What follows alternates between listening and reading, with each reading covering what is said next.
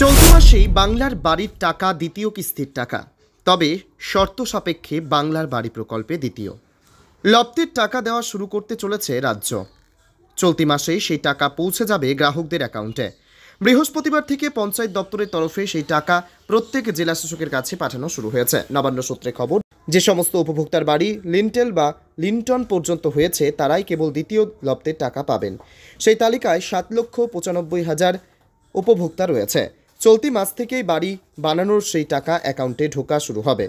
বাংলার বাড়ি প্রকল্পের প্রথম লপ্তের 60,000 টাকা গত বছর ডিসেম্বর মাস থেকে দেওয়া শুরু হয়। নিয়ম অনুযায়ী সেই টাকা দিয়ে ঘরে লিন্টন পর্যন্ত বানানোর কথা।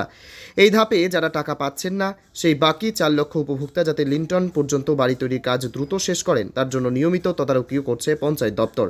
নবান্নের এক আধিকারিকের কথায় ধরা যাক, এক পাড়ায় 2 উপভোক্তা রয়েছেন। একজন লিন্টন পর্যন্ত করেছেন আর দ্বিতীয়জন করেননি। সেক্ষেত্রে প্রথমজন টাকা পাবেন, দ্বিতীয়জন এখনই পাবেন না। আর যখন পাবেন না, তখন দ্বিতীয়জনও টাকা পাওয়ার জন্য দ্রুত লিন্টন পর্যন্ত কাজ শুরু করবে। কেন্দ্রীয় সরকার প্রধানমন্ত্রী আবাস যোজনার টাকা না দেওয়ায় রাজ্যের নিজস্ব খরচে বাংলার প্রান্তিক মানুষের জন্য বাড়ি তৈরি করে দিচ্ছে মমতা বন্দ্যোপাধ্যায় সরকার। একজনকে দেওয়া হচ্ছে 1,20,000 টাকা। 2024 সালের ডিসেম্বর মাসে 12 লক্ষের ব্যাংক অ্যাকাউন্টে প্রথম কিস্তির 60,000 টাকা করে পাঠিয়েছে রাজ্য। রাজ্যের জারি করা স্ট্যান্ডার্ড অপারেটিং প্রসিডিউর অনুযায়ী লিন্টন পর্যন্ত কাজ এগোলে তবেই একজন উপভোক্তা দ্বিতীয় কিস্তির টাকা দেওয়া হবে। প্রায় 8 লক্ষ উপভোক্তা নির্দিষ্ট সময়সীমার মধ্যে সেই কাজ করেছে।